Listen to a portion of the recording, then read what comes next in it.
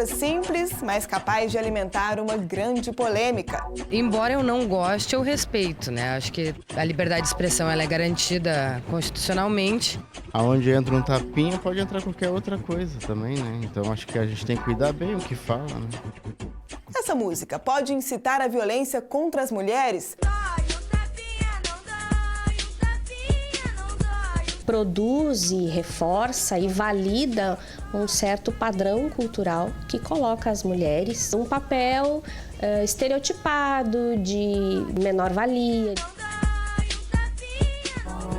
Via Legal de hoje discute o assunto que envolve liberdade de expressão e preconceito.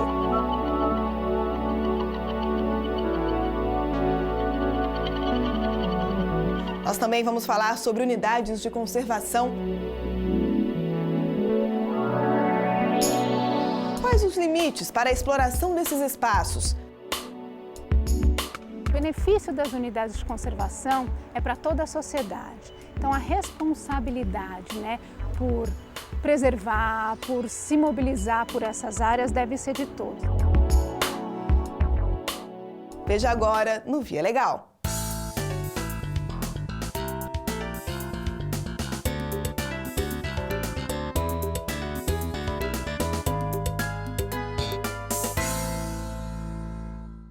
De janeiro a maio desse ano, mais de 6 milhões de aposentados e pensionistas do INSS fizeram empréstimos consignados. Estamos falando de um negócio que movimentou 18 bilhões de reais só no ano passado e que ainda esconde armadilhas e muitas irregularidades. Veja na reportagem de Viviane Rosa o que é possível fazer para se prevenir dos golpes.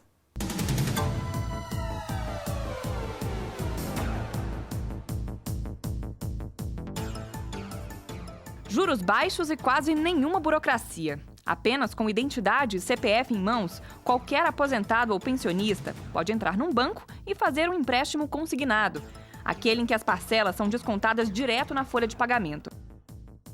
Seu Luiz precisou reformar a casa e não teve dificuldade para financiar R$25 mil. Esse empréstimo me trouxe uma dívida de R$ 961,14 por mês durante 60 meses. Os juros, que variam de 0,74% a 2,14% ao mês, têm atraído cada vez mais os segurados da Previdência. Mas essa facilidade na contratação do empréstimo também tem chamado a atenção de bandidos. As fraudes acontecem por, às vezes, negligência da instituição financeira na obtenção dos documentos ou mesmo por falsificação de documentos das pessoas. O INSS sustenta que não tem um balanço do total de benefícios fraudados, mas a quantidade de denúncias ajuda a dimensionar o problema. Ano passado, 49.814 aposentados e pensionistas se queixaram de descontos indevidos no pagamento. Nesse ano, já são mais de 31 mil reclamações. É um número muito alto. Hoje nós estamos trabalhando com 50% aqui na ouvidoria só relacionado a empréstimo consignado. Pelas regras atuais do serviço, assim que recebe a denúncia, o INSS tem 15 dias úteis para dar uma satisfação ao segurado. Quando esse prazo não existia, algumas vítimas de fraude tinham benefício descontado indevidamente durante meses. Aqui em Brasília, por exemplo, um aposentado passou quase um ano tentando se livrar de uma prestação de R$ 648.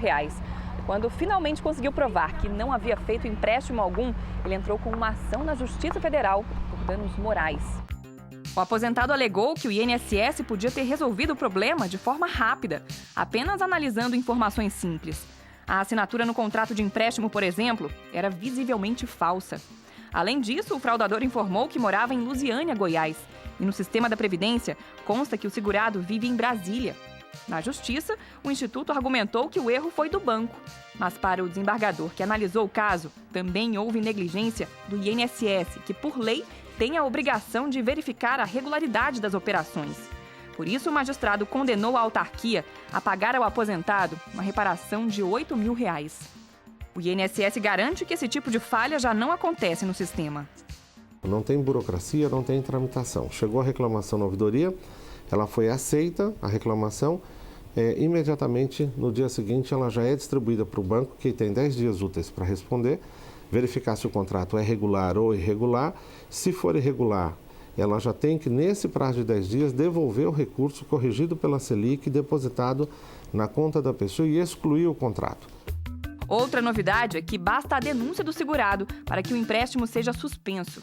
A medida vale até que o INSS apure a suposta irregularidade. As investigações podem durar até 30 dias e, nesse período, a margem consignável permanece bloqueada. Para o diretor de benefício do INSS, o segurado pode ajudar a evitar prejuízos. A dica é estar sempre de olho no contra-cheque. O aposentado sabe o quanto que ele ganha, né? E ele tem que acompanhar todo e qualquer desconto indevido, ele tem que tirar o demonstrativo e fazer a conferência. Se apareceu uma menção a empréstimo consignado que ele não contratou, ele deve ligar para o telefone 135. E se for de fato um caso de fraude, nós vamos estar devolvendo o dinheiro e cancelando o contrato que tenha sido firmado.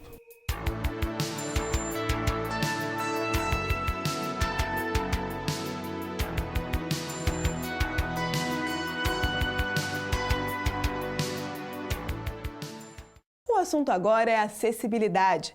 Apesar dos avanços na legislação, o país ainda não consegue assegurar que as pessoas com deficiência tenham todos os direitos respeitados. Em boa parte dos aeroportos, por exemplo, o descaso pode ser comprovado antes mesmo do passageiro chegar ao terminal. Logo na chegada ao aeroporto, um flagrante da falta de respeito. O motorista para o carro na vaga exclusiva para deficientes, bem na frente da rampa de acesso. Resultado, Marco tem que esperar o veículo sair para conseguir entrar no terminal. Frequente, recorrente a quantidade de situações que eu passo para fazer uma viagem constrangedora, vexatória, desagradável. E esse não é o único obstáculo que Marco enfrenta quando viaja de avião. Segundo ele, os problemas começam na hora de comprar o bilhete. Por lei, o acompanhante do deficiente físico tem direito a um desconto de 80% no valor da tarifa. Mas, na prática, não é fácil conseguir a redução. Eles têm artifícios do tipo, só vende no momento do embarque. Como é que a gente consegue chegar aqui no aeroporto sem ter comprado a passagem com antecedência e comprar o bilhete? A norma também diz que a primeira fileira, onde há um espaço maior, é para ser usado por quem tem deficiência. Acontece que eles vendem esse bilhete para outros passageiros e na hora do embarque é que isso é resolvido. Só que aí é um constrangimento muito grande. Como é tetraplégico, Marco depende de uma cadeira sofisticada para se locomover. Todos os movimentos são controlados por um joystick. Ele reclama que o equipamento já foi danificado por ter sido despachado de maneira errada. Isso aconteceu por diversas vezes, extremamente ruim, porque eu vou a trabalho, chego onde eu vou lá, tanto a trabalho quanto a lazer. Chega na hora de usar minha cadeira, ela está quebrada. Apesar da Agência Nacional de Aviação Civil determinar que as companhias priorizem o atendimento aos deficientes, não faltam exemplos de quem se sentiu maltratado nos aeroportos. A lista de reclamações é longa: constrangimentos no embarque ou desembarque, abusos na revista de passageiros, falta de cuidados com cadeiras de rodas e ausência de equipamentos especiais como o Ambulift, o elevador que transporta o cadeirante quando o avião está estacionado na pista. E muitos desses casos só são resolvidos quando chegam à justiça. Aqui em São Paulo, por exemplo, a Infraero foi condenada a indenizar em R$15 mil um advogado que tem problemas de locomoção. Ele foi barrado pelos seguranças do aeroporto ao tentar passar pelo detector de metais. A juíza que analisou o caso conta que o advogado usava aparelhos ortopédicos e por isso foi levado pelos seguranças para uma sala reservada do terminal. O problema aconteceu no aeroporto de Viracopos, em Campinas, e se repetiu também em Confins, em Belo Horizonte. Ele teve que inicialmente ser postado de braços abertos, em pé, com apoio apenas pela testa contra a parede. Nisso ele se desequilibrou nas duas ocasiões e aí então foi fornecida uma cadeira e os agentes nessa situação solicitaram que ele descesse as calças para mostrar que realmente, para que pudessem constatar que se tratava de fato de um aparelho ortopédico. Para a magistrada, ficou claro no processo que houve abuso e violação de privacidade. A Infraero ela poderia orientar melhor os seus funcionários para que adequassem esse procedimento de inspeção às necessidades das pessoas com deficiência. De acordo com as regras da ANAC, o passageiro que precisa de assistência especial deve informar essa condição à companhia aérea. O aviso pode ser feito no ato da reserva ou, no mínimo, 48 horas antes do embarque. Natália sempre faz isso, mas mesmo assim diz que costuma ter problemas. A estudante, que tem dificuldades para andar por causa de uma paralisia no lado direito, também reclama da falta de preparo dos funcionários. O que adianta ter o ambolifting, o que adianta ter o balcão baixo, o que adianta ter tudo arquitetonicamente bem preparado para receber uma pessoa com deficiência, mas não ter uma pessoa capacitada para ajudar uma pessoa com deficiência. E muita gente precisa dessa ajuda. A estimativa é que cerca de 10% da população mundial tenham alguma deficiência física. Só na capital paulista são cerca de 4,5 milhões de pessoas. A gente precisa de parar de dizer que imagine na Copa, que a Copa é uma referência. Nós precisamos disso já. Precisamos disso para quem mora em São Paulo, para quem mora no Brasil, não é para quem vem de fora. Isso é uma rotina nossa. Isso é o nosso dia a dia.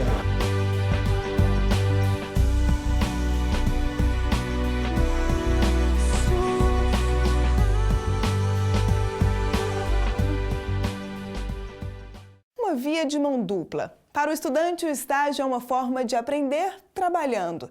Para quem oferece a vaga, pode ser uma oportunidade de reduzir custos e trazer gente nova para o negócio. Mas essa relação, que está prevista em lei, nem sempre ocorre de forma tranquila. Um dos pontos de conflito costuma ser a remuneração dos futuros profissionais. Alberto conta os dias para concluir o curso de Direito, mas há um bom tempo ele já vive a rotina da profissão. O estudante faz estágio desde o 2º período. Só neste escritório de advocacia foram 2 anos de estágio. Depois ele ficou mais um na Defensoria Pública Estadual e agora está na Defensoria Pública da União. Como estuda na Universidade Católica de Pernambuco, paga uma mensalidade de R$ 1.074, bem mais que os R$ 650 que ele recebe de bolsa pelo estágio. Eu preciso fazer alguns outros trabalhos para complementar, para chegar a pagar a mensalidade da faculdade. E para deixar a situação ainda mais complicada, o estudante ainda precisa encontrar uma forma de arcar com outras despesas. A gente tem as despesas com livro, com material, com xerox, com transporte, com congresso que tem que ter. Com tanta despesa, é fácil entender por que boa parte dos estudantes busca estágios remunerados. Uma preferência que se repete até mesmo entre alunos de universidades públicas. Deve ser remunerado, porque de certa forma é mais um incentivo para o aluno estagiar, né? É um trabalho, querendo ou não, como qualquer outro, que merece uma remuneração, mesmo que não tão grande quanto a dos empregados normais. Essa relação de trabalho está prevista em uma lei federal em vigor desde 2008. A norma estabelece, por exemplo, que o expediente não ultrapasse 6 horas por dia ou 30 semanais. O estudante pode ficar no máximo 2 anos em uma mesma empresa. Ele tem direito a férias remuneradas e intervalo para almoço e lanche. A lei também garante o pagamento de vale-transporte. E no caso da bolsa, a orientação é clara. O contratante só pode deixar de pagar nos casos em que o estágio é obrigatório. Nem sempre é fácil chegar a um acordo quanto à remuneração do estagiário. Aqui no Recife, por exemplo, um estudante do curso de Direito chegou a ser aprovado numa seleção para estagiários da Defensoria Pública da União, mas não conseguiu receber a remuneração. Ele recorreu à Justiça para ter direito ao pagamento, mas ele é também servidor público e, de acordo com a ação normativa do Ministério do Planejamento, esse acúmulo de pagamento é proibido. O estudante até conseguiu o apoio dessa defensora pública, que levou adiante um processo, mesmo o pedido sendo contrário à posição do órgão. Um primeiro argumento foi a ofensa ao princípio da legalidade, porque a negativa da bolsa, a negativa da concessão de uma bolsa que tem caráter indenizatório, fere a legalidade, a partir do momento em que a lei do estágio prevê a obrigatoriedade de concessão de bolsa para os estágios não obrigatórios. O juiz que analisou a ação negou o pedido do estudante. Para ele, a Defensoria agiu corretamente quando decidiu não pagar os R$ 650 referentes à bolsa do estágio. O estágio ele não foi concebido para ser um vínculo empregatício. O estagiário não é um empregado. O estagiário é uma pessoa que está naquele local prestando atividades para fins de formação acadêmica. O estágio é um ato de educação, não é um ato de emprego ou um ato de trabalho. Por isso, a bolsa ela se presta apenas a tornar esse período mais atrativo, a compensar despesas, por exemplo, com transporte, alimentação e outras do tipo, e não propriamente a recompensar pelo trabalho, não é um salário. Mas na prática a maioria desses futuros profissionais não abre mão da bolsa e em muitos casos até depende da remuneração. A atividade profissional da gente não começa depois que a gente se forma, a atividade profissional da gente começa durante a faculdade. Sabendo disso e me preocupando com isso e tendo que pagar a faculdade, eu comecei a estagiar desde o segundo período.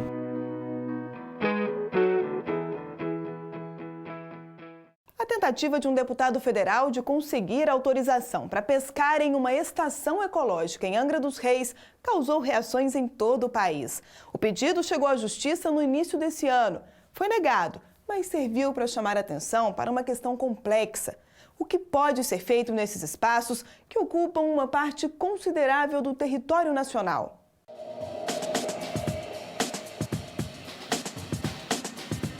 Uma riqueza incalculável espalhada por mais de 8,5 milhões de quilômetros quadrados.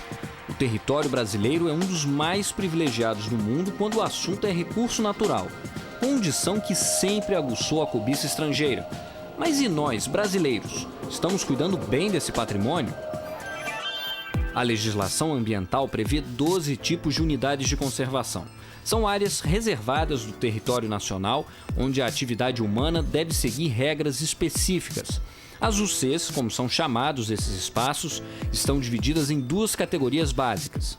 Primeiro, as de proteção integral, onde não pode haver exploração econômica, o que inclui estações ecológicas, monumentos naturais, parques, refúgios da vida silvestre e reservas biológicas. Já na categoria áreas de uso sustentável, a regra é mais flexível.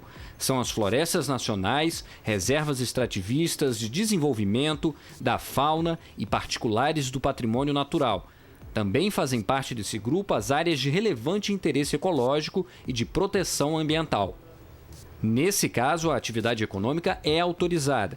Mas esse especialista em direito ambiental explica que a lei exige a elaboração de um plano de manejo com regras claras para a ocupação humana e a exploração dos recursos locais. Quando esse plano de manejo equivale a uma licença ambiental, ele é objeto de concessão após estudos e análises e é depois, na sua execução, fiscalizado pelo órgão licenciador.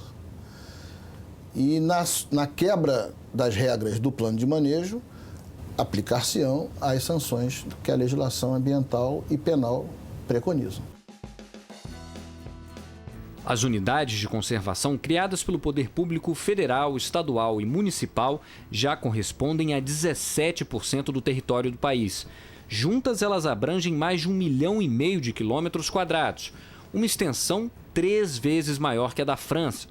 E fiscalizar tudo isso ainda é um desafio para o poder público. É um espaço geográfico muito importante e nós não temos as condições ideais para exercer uma ação de fiscalização mais efetiva. Por isso, a necessidade e a importância dessas parcerias. Sem um controle mais rigoroso, as unidades ficam vulneráveis a todo tipo de degradação praticadas, inclusive, pelo próprio Estado. Existem 2 tipos principais de pressões. As pressões de maior vetor, as pressões externas, pressões como o desenvolvimento da agropecuária, mineração, infraestrutura como estradas e barragens e as pressões de caráter mais local.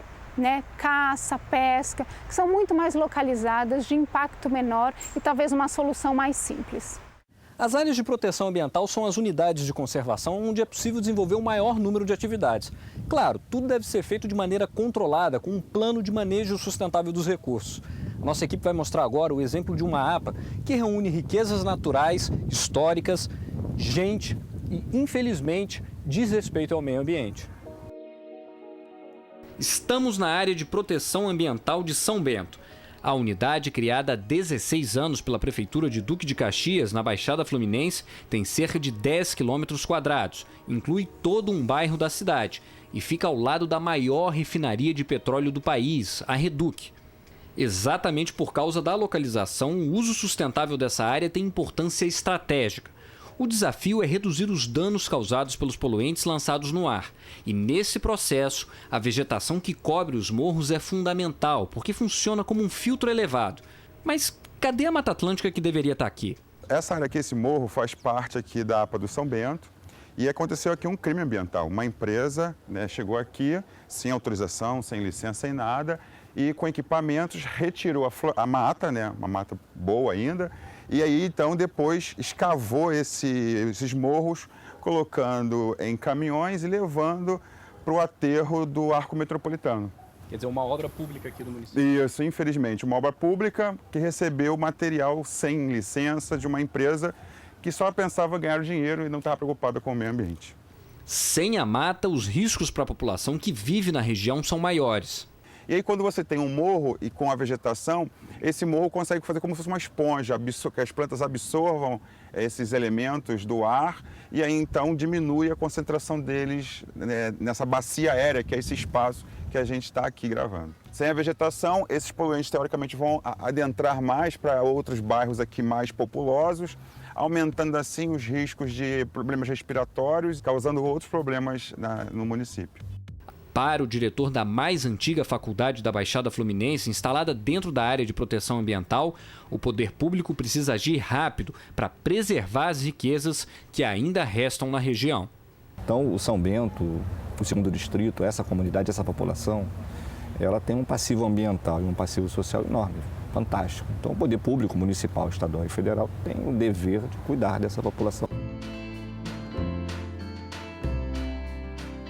O principal desafio, portanto, é elevarmos o papel e a inserção das unidades de conservação no projeto de desenvolvimento nacional. O país, a nação, tem que perceber, se conscientizar de que o crescimento econômico depende e implica ao mesmo tempo, numa relação de via dupla, em conservar a galinha dos ovos de ouro, nosso patrimônio natural.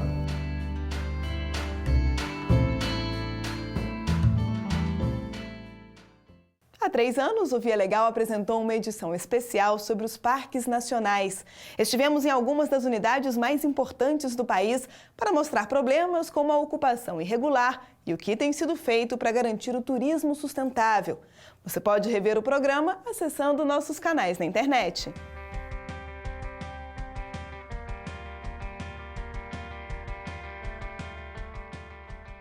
De um lado, a liberdade de expressão. Do outro, a previsão legal de respeito às mulheres.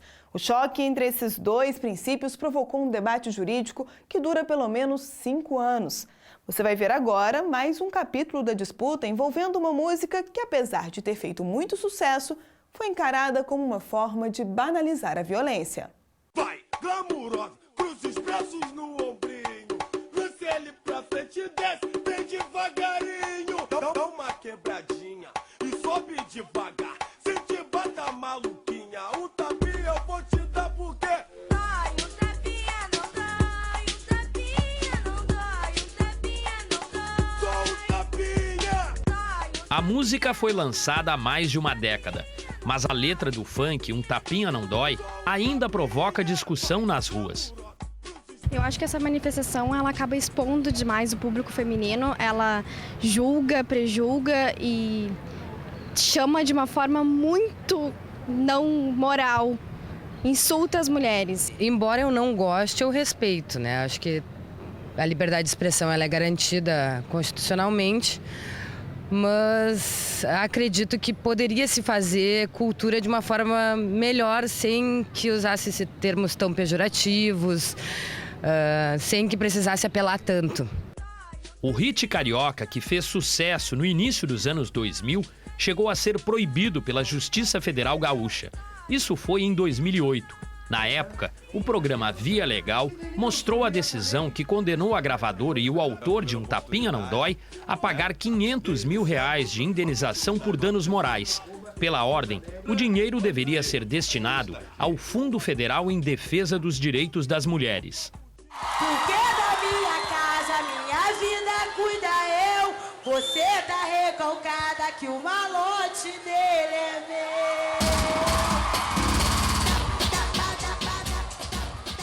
A música foi objeto de uma ação movida pelo Ministério Público Federal e a ONG Temes Assessoria Jurídica e Estudos de Gênero. Para os autores, a letra banalizaria a violência contra a mulher. Vários estudos demonstram, tanto na sociologia, na psicologia, na educação, de que produções artísticas, elas podem não levar uma correspondência lógica, né? A pessoa pensar, não, vou bater ou vou discriminar em função de uma letra de música, de uma peça, de um filme.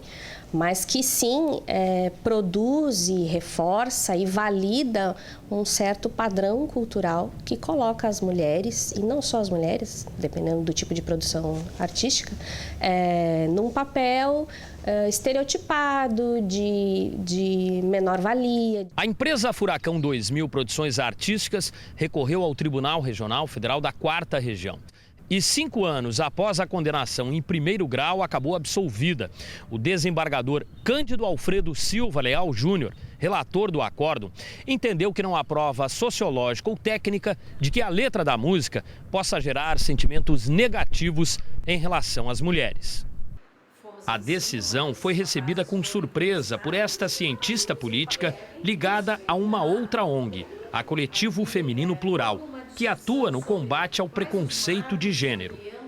Nós imaginávamos que, em todos esses anos de discussão, décadas de debate, e depois do advento da Lei Maria da Penha, que tipifica o tema da violência simbólica, e com todas as discussões que nós temos tido hoje sobre o papel e o impacto dos meios de comunicação na formação dos comportamentos e na própria educação da sociedade, que as decisões da justiça estivessem mais permeáveis a esses acontecimentos e a esses fatos. A Temes, uma das autoras da ação contra o hit Um Tapinha Não Dói, anunciou que vai recorrer da decisão. A disputa jurídica chama a atenção para a dificuldade de se conciliar dois princípios previstos na legislação brasileira: a liberdade de expressão e o respeito às mulheres. E pela disposição dos envolvidos, o impasse está mesmo longe do fim. Um tapinha não dói. O que lhe vem à mente? Dói. Em qualquer indivíduo. Mulher, criança, velho, negro, branco, amarelo, dói.